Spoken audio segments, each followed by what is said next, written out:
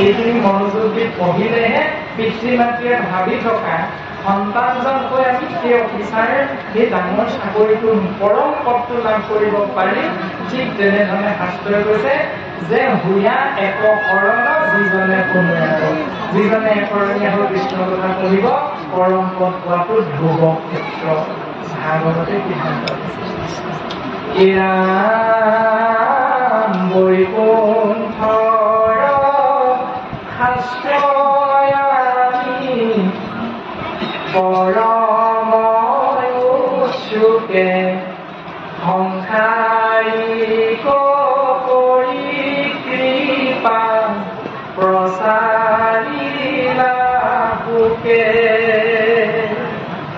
শাস্ত্ৰভাগ কৈ এতিয়া স্বৰ্গৰ নহয়, মৰ্ত্যৰ নহয়, পাতালৰ নহয়, আমাৰ সিদ্ধান্ত দিলে বৈকুণ্ঠ।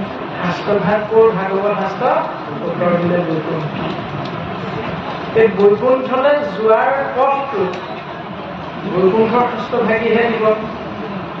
নৰকলৈ যোৱাৰ পথটো নৰকৰ শাস্ত্ৰভাগীহে দিব। স্বৰ্গলৈ যোৱাৰ পথটো স্বৰ্গৰ পৰা অহা নীতি নিৰ্দেশনা থকা শাস্ত্ৰভাগীয়ে আমাক দিব।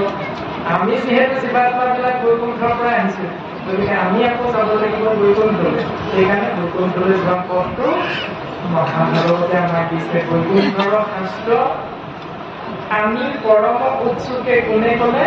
মহামণি শুকগুৰুৱে। কাৰ আগত ক'লে? অভিশপ্ত হৈ থকা পৰীক্ষিত ৰাজাৰ আগত ক'লে। ক'ত? গংগাদেৱ। আৰু পৰীক্ষিত ৰজাই 7 দিন 7 ৰাতি শ্ৰৱণ কৰিলে। উত্তৰটো দিছে নহয়, সাপগ্ৰস্ত হৈ থকা পৰীক্ষিত সাপ মুক্ত হৈ বৈকুণ্ঠলৈ গুচি যাব। যদি পৰীক্ষিতে পাৰিছে, পৰীক্ষিত যদি সংসাৰী জীৱ, তেতিয়াহ'লে আমিও সংসাৰী জীৱ নহয় জানো?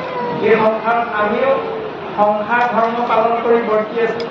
আমিও যদি কৃপা বিচাৰো, তেতিয়াহ'লে আমাৰ কৃপাৰ মাৰ্গদৰ্শন হ'ল কেৱল ভাগৱত।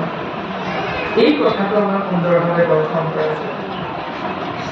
আৰু এই কথাখিনি আমাক জানি একচিতে নিতে শুনা কৃষ্ণ কথা ইহেন মনুষ্য জন্ম নকৰিও। এই পৰম সত্যটো হৃদয়ংগম কৰি অনুধাৱন কৰি জানি বুজি একচিতে নিতে নিতে কেৱল কৃষ্ণ কথা শুনা। আৰু কৃষ্ণ কথা শুনিলে মনুষ্যৰ জন্ম বৃথা নহয়, বিফলে নাযায়। যদি কৃষ্ণ কথা নুশুনা মনুষ্যৰ জন্ম বিফলে নাযায়। এতিয়া স্বাভাৱিক এটা চিন্তা কৰি চাওঁচোন। জুবিন গাৰ্গ আহিছে, বিহু ফাংচন এখন হৈছে।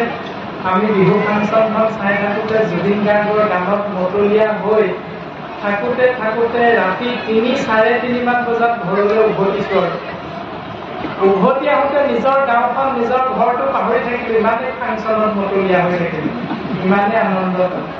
ঘৰটো পাহৰি তিনিআলিৰ পৰা যাব লাগিছিলে সোঁফালে, গুচি গ'লোঁ ধৰ্মপদ বাওঁফালে গৈ বেলেগ এঘৰ গৃহস্থিতে ঘৰত সোমাই দৰজাখনত ঢকিয়াবলৈ লাগি হ'ল।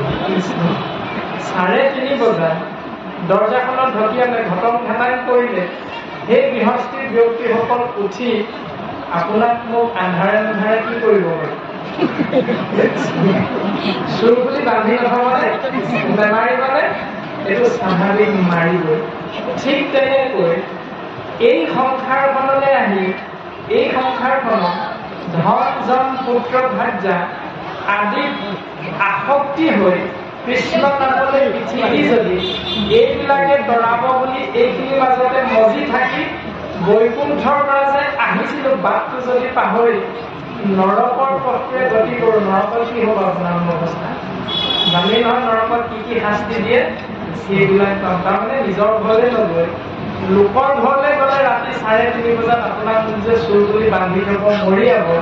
এইটো যদি সত্য হয়, সঁচা হয়, তেতিয়াহ'লে আমি বৈকুণ্ঠৰ পৰা অহা জীৱবিলাক বৈকুণ্ঠৰ বাটটো পাহৰি নৰকৰ বাটেৰে যদি গুচি যাওঁ, নৰকত জন্ম যায় দুখবিলাকৰ দ্বাৰা আমাক যে মৰিয়াব, সেইটো গতিকে চিন্তা নহয় নিজৰ নিজৰ। নৰকলৈ গৈ মাৰ খাব বিচাৰো, লোকৰ ঘৰত সোমাই মাৰ খাব বিচাৰো, নে নিজৰ ঘৰটো সুন্দৰভাৱে মনত ৰাখি ৰাতি 3:30 বাজিলেও নিজৰ ঘৰলৈহে থাকে। যিমান নিচা শব্দ দ্ৰব্য খালেও ঘৰলৈহে যায়। এইটো যদি আমাৰ জ্ঞানত থাকে তেতিয়াহ'লে আমি এইখন সংসাৰলৈ আহি কি কৰিব লাগে সহজতে বুজি পাম। এইখিনি কথাকে পদে ক'লে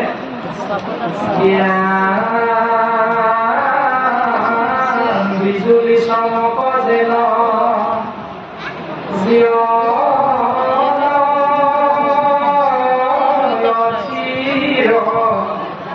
কৈতকে তীক্ষণে পৰে ইহেন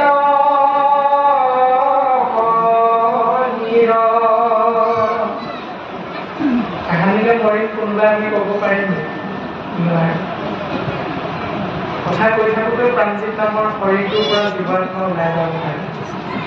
আপোনালোকৰ মাজৰ পৰা কৃষ্ণ কথা কৈ শিৱসাগৰ নামৰ ঘৰখন প্ৰাণজিত নামৰ শৰীৰটোৱে নাপাবলৈও পাৰে। কাৰণ তেতিয়া এই সংসাৰত মৃত্যু হ'ব বুলি কোনেও নাজানে। সেইকাৰণে এই জীৱ যদি জানিছা বুজিছা তেতিয়াহ'লে বাক্যৰ প্ৰতি ভাৱনাৰ প্ৰতি কেৱল কৃষ্ণ নাম আশ্ৰয় কৰে।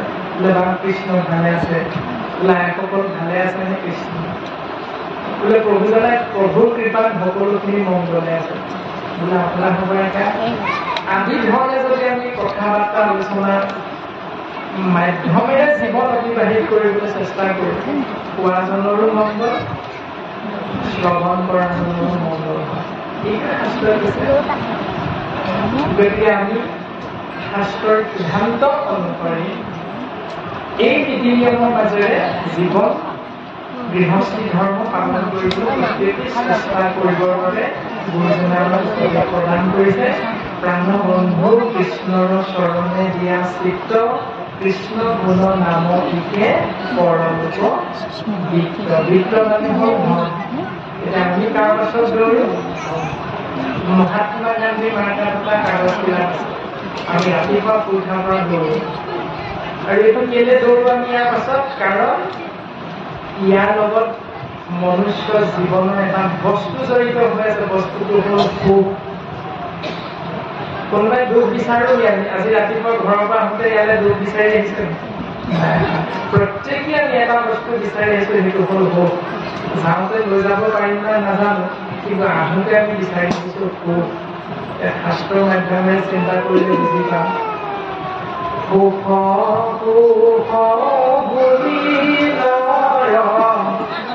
এনে বলিয়া নেদেখিলে মুখ মুখ মাথো দুখ পায়া। আমি সুখ বুলি এনেহে বলিয়া হ'ল। সুখৰ মুখ আমি কোনোদিন দেখাই নাই তথাপিতো সদায় সুখ বিচাৰোঁ। নাপাওঁ কেলে নোপোৱাৰ কাৰণ আছে। কাৰণ আমি বিদ্যালয়ত নাম লগাওঁতে কি তাহানি দিনতে অৰ্থাৎ আমাৰ বয়সটো 5 বছৰমান হৈ থাকোঁতে আমি পাঠ্যপুথিত কবিতা পাইছিলোঁ নহয়। সুখ কাৰ ঘৰত ফুলিব বাৰু? সুখৰ পদুম ফুল বা কাৰ ঘৰত ফুলে? যাৰ ঘৰে অহৰ্নিশে নুগুচে অন্ধ তাৰ ঘৰত সুখ ফুল পাৰ ফুলে। যাৰ ঘৰত সদায় খাই কাজিয়া হৈ থাকে তেওঁৰ ঘৰত সুখৰ ফুলপান কোনোদিন নুফুলে। যাৰ ঘৰত সদায় মিলা প্ৰীতিৰে থাকিবলৈ চিন্তা কৰে অৰ্থাৎ প্ৰেম যোগ আনন্দ প্ৰেমানন্দ তাৰ ফল বুলি আমি এজোপা ঘোষা কোৱা হৈছিল। ভকতীয় বীজ শৰণেহে নিজৰ প্ৰেমানন্দ তাৰ ফল। যদি শৰণ প্ৰক্ৰিয়াৰে আমি জীৱন অতিবাহিত কৰিবলৈ যাওঁ তেতিয়াহ'লে আমাৰ ফলটো হ'ব প্ৰেম আৰু আনন্দ। সেইটোৱে হ'ব সুখ। বোৱাৰীয়েকে বৰজনাক শহুৰ শাহুৱাই যদি সুন্দৰভাৱে সেৱা কৰে, শহুৰ দেউতাই শাহুৱাই যদি বোৱাৰীয়েকক নিজৰ ছোৱালীৰ দৰে মৰম কৰে তেতিয়াহ'লে সেইখন ঘৰত কোনোদিন খাই কাজিয়া নহয়। এইখিনিয়ে আমাক ভাগৱত শাস্ত্ৰ দিছে। ভাগৱত শাস্ত্ৰ মানে দাঙিব নোৱাৰা কিবা এটা শিল নহয়। ভাগৱত ধৰ্ম মানে কেৱল ভাদ মাহত নামঘৰলৈ গৈ বৰতালযোৰ বজাই কৃষ্ণ নাম লৈ থাকি এইটোৱে ভাগৱত ধৰ্ম নহয়। সত্য শৌচ ক্ষমা দয়া এই 4টা বস্তু য'ত থাকিব সেয়া হ'ল ভাগৱত ধৰ্ম। সি পুত্ৰ বোৱাৰীৰ মাজতে থাকক, শাহু বোৱাৰীৰ মাজতে থাকক, বৰজনাক বোৱাৰীৰ মাজতে থাকক, কোনো কথা যাৰ লগত সত্য শৌচ ক্ষমা দয়া থাকিব এইটো হ'ল ভাগৱত ধৰ্ম। আৰু তেওঁলোকৰ গৃহতে তেওঁলোকৰ মাজতে সুখৰ ফুলপাহ অহৰ্নিশে ফুলিব।